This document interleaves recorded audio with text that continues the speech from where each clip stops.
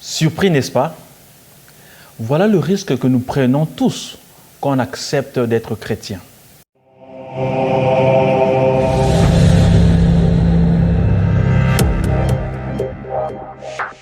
C'est déjà le deuxième dimanche de carême de l'année liturgique A.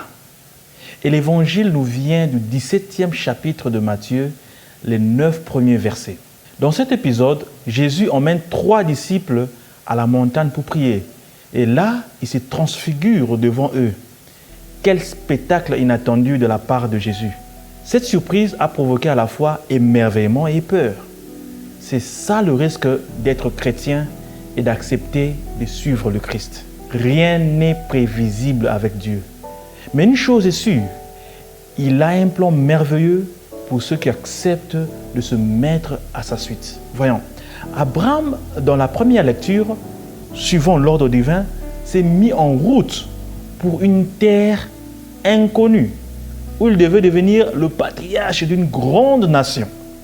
Voilà un risque que ce vieillard prend, mais un risque accompagné d'une grande bénédiction.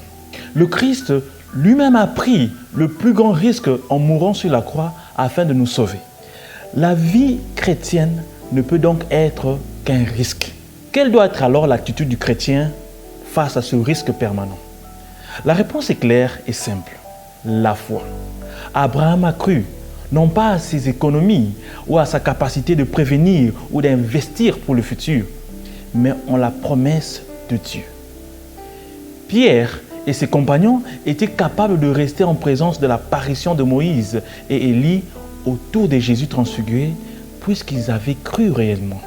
La foi est donc cette force intérieure qui nous permet de faire face aux risques liés à la suite du Christ. Suivre le Christ peut causer la jalousie et la haine des autres, nous obliger à changer complètement nos habitudes de vie, nous éloigner de certaines personnes, nous pousser à sacrifier certains plaisirs, nous amener à pardonner même quand cela nous semble impossible. Seule la foi peut nous maintenir dans ce voyage dans l'inconnu vers la bénédiction de Dieu. Je ne sais pas dans quelle situation tu te trouves maintenant dans ta vie comme chrétien, mais comme Jésus le dit aux disciples dans l'Évangile, j'aimerais bien te déclarer avec amour, relève-toi et sois sans crainte. Aie la foi. Dieu n'a pas fini d'écrire la belle histoire de ta vie.